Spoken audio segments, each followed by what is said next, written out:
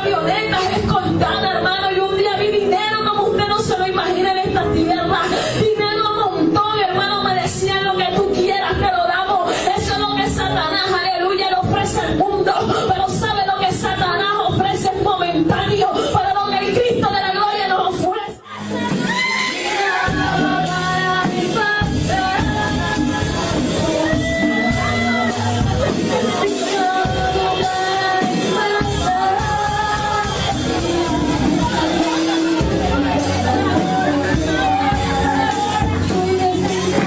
Creo que aproximadamente un mes para vivir el retiro, más o menos, pero ya yo estaba con ansias de investigar, y cuando empiezo a investigar sobre la Iglesia Católica, eso fue durísimo para mí, porque empiezo a encontrar una iglesia que sí me conectaba desde Jesucristo hasta el día de hoy, que no había un hueco, que no había nada que le faltara. Empiezo a encontrar esos 266 papas y yo decía: ¿esto qué es? Dios mío, no era fácil para mí aceptar que había vivido una vida llena de mentiras, que todo lo que el conocimiento que yo tenía era falso. No era fácil para mí. Yo le decía: Señor, ayúdame, ¿yo qué voy a hacer? Y empiezo a buscar peros, a buscar incógnitas, a sacar una excusa a la otra, hasta que un día le dije a Milena, yo quiero hablar con su sacerdote, quiero hablar con el cura aquí, búsquelo. Y empecé a atacarla con eso. Yo creo que como 2 veces intentamos, pero como que no se dieron las cosas. Un día tuve la oportunidad de hablar con el padre Julio César, que hoy me acompaña, mi párroco. Y que llegué con muchas incógnitas, con muchas preguntas, y gracias a Dios, le doy gracias a Dios porque me tropecé con un sacerdote muy sabio, que a todo argumento que yo le levantaba, él sabía darme una respuesta bíblica, una respuesta con historia, con mucha sabiduría, y ahí aclaré muchas dudas.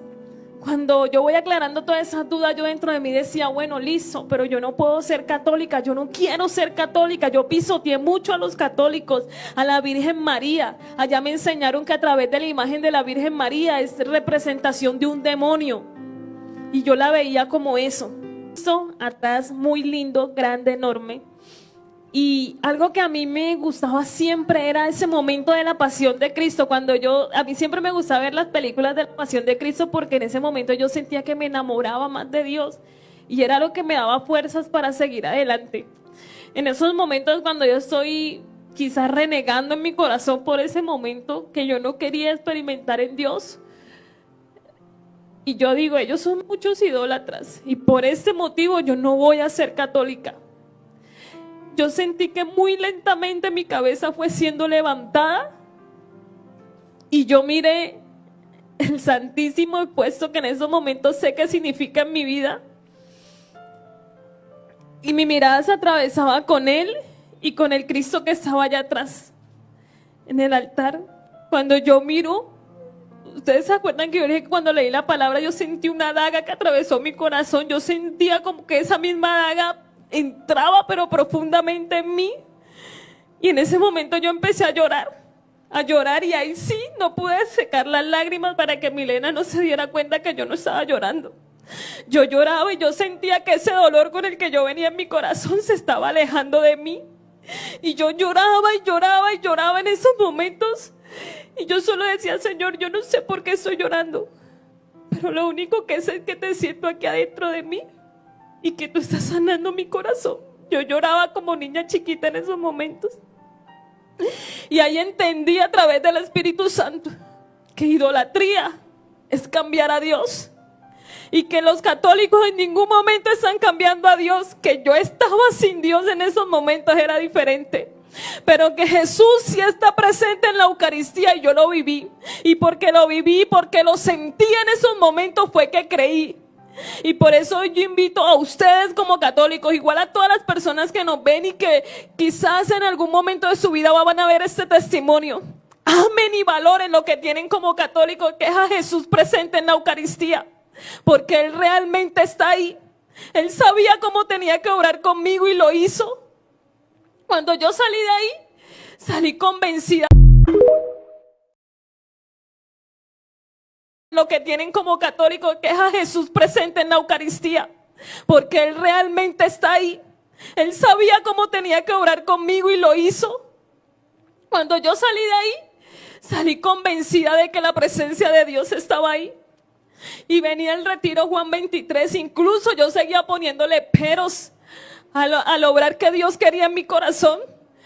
Yo le puse una condición a Milena y le dije: Milena, si usted no está conmigo en el retiro, yo no voy. Usted tiene que estar ahí al lado mío porque a mí no me gusta estar con gente extraña. Y llegó el momento de vivir el retiro de Juan 23. Y por muchas dinámicas del retiro, pues no se los puedo contar porque para saber que es un retiro Juan 23 hay que vivirlo. Pero en un suceso allá adentro, mi pero era que no conocía católicos con testimonio. Y en un suceso que se da en el retiro, miré muchos, pero muchos en ese momento, católicos que yo miraba y que querían agradar a Dios, que querían tener una vida llena de santidad, gente con amor. Y yo en esos momentos decía, bueno, o yo estaba escondida o esa gente dónde estaba metida. Pero yo no había visto tanto católico, ¿dónde estaban? Porque yo no los había visto, porque no daban un grito de batalla, un grito de victoria, ¿por qué están escondidos? Y en ese momento eso golpeaba mi vida tremendamente. Cuando yo llegué ahí ya iba con un proceso. Incluso en ese retiro sentí la presencia de la Santísima Virgen María. Después con el tiempo me enteré que en la preparación de ese retiro se invocó mucho la presencia de la Santísima Virgen María. Dios todo lo tenía previsto para mí. Hoy me acompañan muchos hermanos de Juan 23, incluso personas que me acompañaron en ese retiro, en ese proceso, que sé que oraron por mí muchísimo. Y después de que salí de ese retiro le dije a Milena, listo. Creo que al Padre también me acerqué y le dije, listo. Yo acepto vivir ese proceso de conversión. Quiero hacerlo. Dentro de mí sabía que no iba a ser fácil. ¿Por qué? Porque quizás yo había decidido hacer una vida diferente, una vida lejos de Dios y lejos de la iglesia, pero de pronto en el fondo yo sabía que el día que llegara la escasez, quizás hablando económicamente, yo tenía la posibilidad de regresar allá y tener quizás ese sustento que tenía antes. Cuando yo digo sí a empezar este proceso, no fue fácil. Me empiezan a preparar para tener una buena confesión. Milena tuvo la oportunidad de prepararme y ella en ese proceso me decía cosas así bonitas como las que me decía antes. Vea, cuando uno se confiesa, uno queda como una plumita, uno queda así libre. Y yo decía, sí. Yo decía, esa muchacha siempre con sus cosas, ¿no? Ella me preparó. Llegó ese gran momento en que hoy le digo, pobre padre Julio César, que tuvo que confesarme, pero tenía que confesar casi 23 años de mi vida. Hace 3 años que viví la conversión, casi 23 años de mi vida confesarlo, no eran fácil. Yo creo, padre, me corría que nos demoramos como 2 horitas más o menos en esa confesión. Y pues cuando yo estaba ahí yo no sentía nada, normal. Y pues yo iba con mucho temor a esa confesión porque yo le compartía muchas cosas o me compartían a mí estando en la otra denominación y eso era cuento que salía. Y yo decía, no, ¿qué tal yo ahora contándole al Padre aquí todo eso que yo tengo que contarle? ¿Y qué tal que después lo sepan por allá? O se lo cuente a Milena, o yo qué sé. Lo que yo no conocía era el sigilo que ellos manejan en la confesión. Sin embargo, yo dije, bueno, vamos, me confesé en ese momento. Y cuando el Padre dice, yo le digo, yo le llamo las palabras mágicas. Para mí fueron unas palabras mágicas en ese momento. Cuando Él me absuelve, porque era Jesucristo y a través de Él, y Él me da la solución de mis pecados, yo dije, Milena se equivocó. Uno aquí no se va como una plumita, uno se va como levitando. Yo me fui tan tranquila para mi casa. Y por primera vez me sentí perdonada, me sentí descargada, me sentí feliz, porque hay algo que yo vivía con una zozobra todo el tiempo y yo decía todas las noches, mi oración era diciendo, Señor, perdóname, perdóname, perdóname. Pero esa noche, por primera vez le dije, Señor, gracias, gracias por haberme perdonado. porque realmente me sentí llena de ese perdón y de ese amor de Dios. Me preparo para la primera comunión. Ese momento fue muy especial. Yo no sé, yo siempre le pregunto a ustedes, hermanos católicos, ¿qué sienten cuando ustedes comulgan? No sé qué sienten, pero lo que yo siento y sentí en esos momentos es lo más grande, es lo más poderoso, es lo que en este testimonio no he encontrado unas palabras textuales para yo compartirles, pero incluso en ese momento todo el camino iba llorando.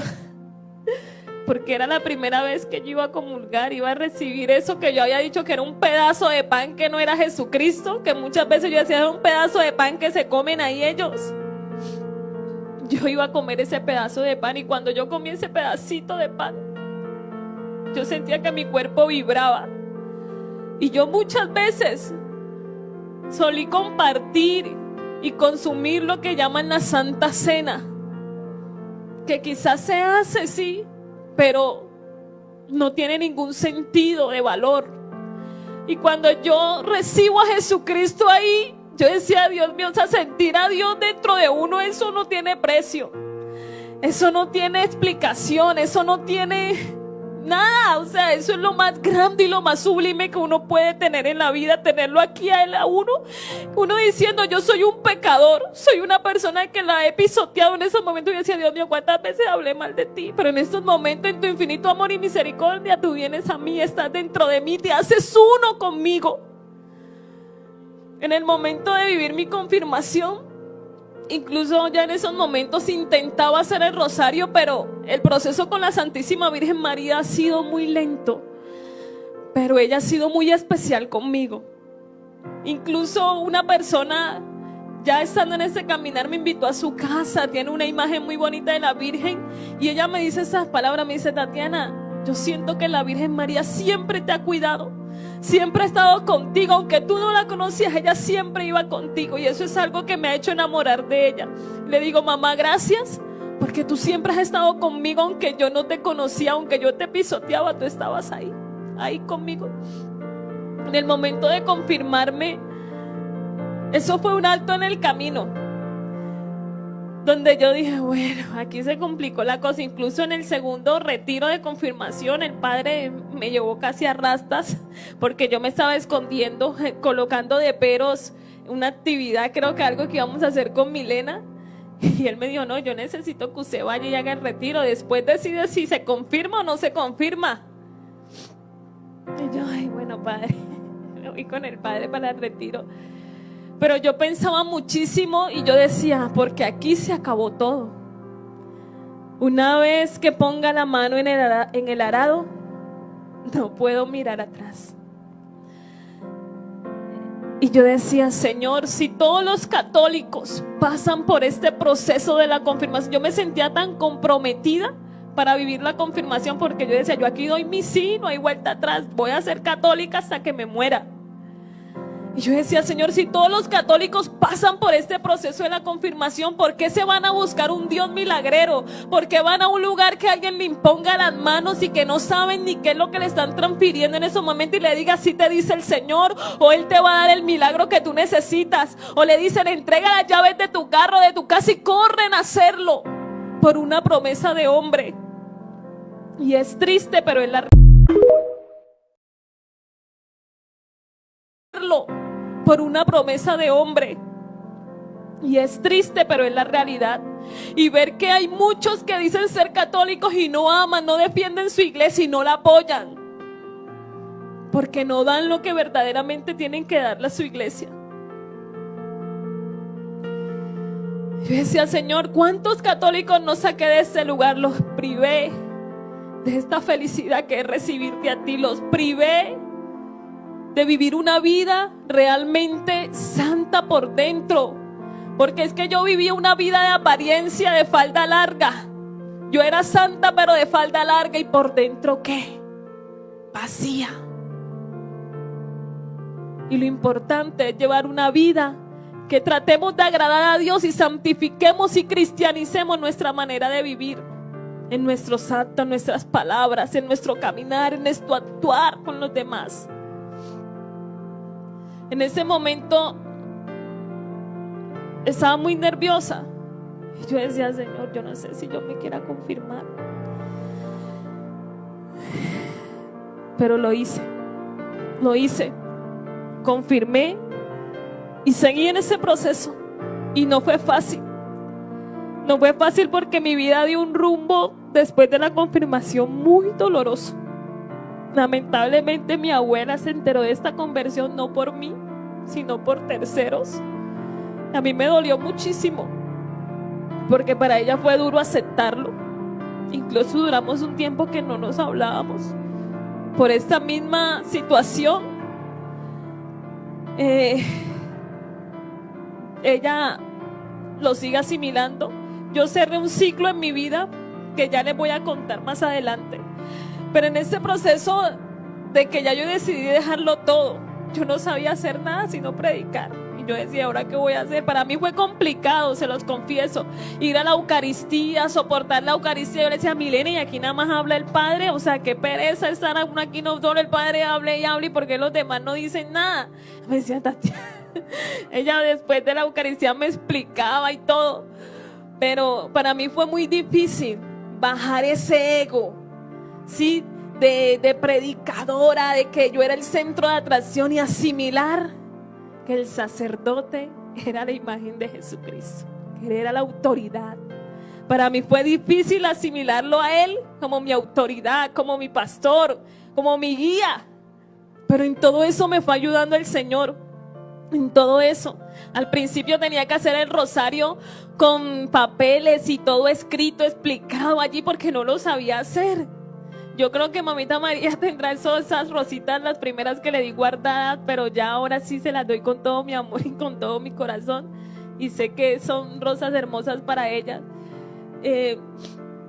Y así en este proceso perdí muchas amistades. Me atacaron muchísimo. Me empezaban a escribir, tuve que cambiar de redes sociales. Incluso en mis redes sociales tengo otro nombre porque el ataque fue terrible.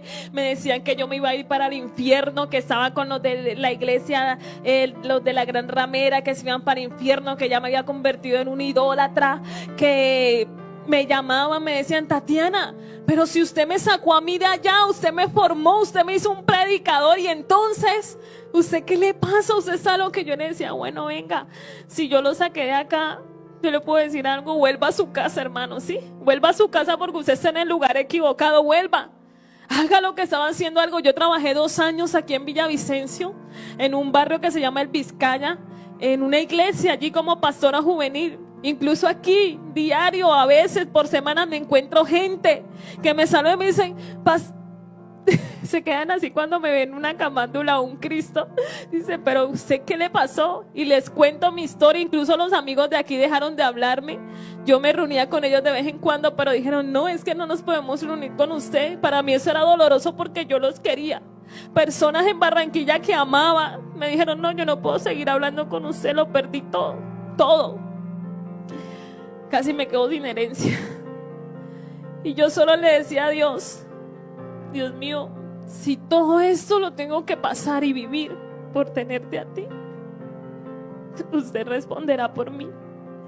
Pero vale la pena, Señor, vale la pena. Y hay muchas cosas que Dios me ha quitado, pero me las ha dado el doble, el triple. Y algo que me ha mantenido en pie, porque no ha sido fácil. Es un proceso que solo Dios, el Espíritu Santo, Jesucristo y la Santísima Virgen María y las personas que Dios ha colocado a mi alrededor han vivido momentos duros y tenaces conmigo. Pero hay algo que me ha sostenido. Jesús Eucaristía. Él es el que me ha sostenido. El Santo Rosario, Él es el que me ha sostenido. No es fácil quizás rezar el Santo Rosario diario, pero me esfuerzo por hacerlo. Y trato de hacerlo diariamente porque eso es lo que me sostiene. A mí muchas veces me dieron ganas de mirar atrás y salir corriendo y decía, yo me voy a morir de hambre. Porque ¿qué hago si yo no sé sino predicar? Pero hoy en día Dios me ha regalado un empleo fabuloso, donde trabajo con niños, donde les puedo dar mi amor, donde que me queda tiempo para servirle a Él, para seguir haciendo lo que Él me llamó, que fue esto: predicar, hablar de Él, pero ahora sí hablarlo completo y con verdad, Hoy puedo decir que ese vacío que yo llevaba dentro de mis padres, ¿saben quién lo llenó? Jesucristo. La Santísima Virgen María, esa mamá que yo anhelaba que estuviera ahí, ha estado conmigo. Hoy en día puedo decir que tengo una mejor relación con mis padres. Pero ¿saben por qué? Porque primero permití que fuera la Santísima Virgen María la que llenara este vacío. Permití que fuera Dios el que llenara este vacío. Y hoy mi deleite está aquí, en la única iglesia que Jesucristo fundó, la Santa Iglesia Católica, que es la única que Jesucristo fundó, la única que conecta con Cristo, la única que tiene sus características. Y por eso yo los invito, nunca se vayan de su iglesia, nunca se vayan de casa. Y hay algo muy importante para que conozcan el poder que tiene la Santa Iglesia Católica. Mis papás me dieron un regalo muy hermoso y se los dije a ustedes al principio. Me regalaron el sacramento del bautismo. Y yo hoy digo, Señor, ese hilito, ese sacramento que me quitó ese pecado original del bautismo, Señor, fue el que me trajo de vuelta a casa. Eso era lo que me ataba a mi casa, eso era lo que me ataba a ti, Señor. Y por eso yo le doy gracias a Dios, porque ellos tuvieron la voluntad de bautizarme, de darme ese regalo tan hermoso, que hoy lo valoro. Y hoy, para la gloria, la honra y la misericordia del Señor, estoy aquí. No quería ser católica, pero aquí estoy. Aquí estoy.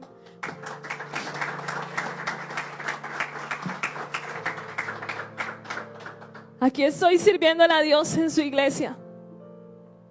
Y qué bonito es llevar una vida verdadera, sin apariencias, con luchas, sí, pero sin apariencias. Hoy la Tatiana que ven aquí es la Tatiana que quiero ser sin que me lo impongan. Es la Tatiana que el Señor ha hecho de mí. Y por eso hoy cuento esto como un acto de reparación. Siempre le ofrezco mi testimonio a Dios como un acto de reparación y le digo, Señor, perdona.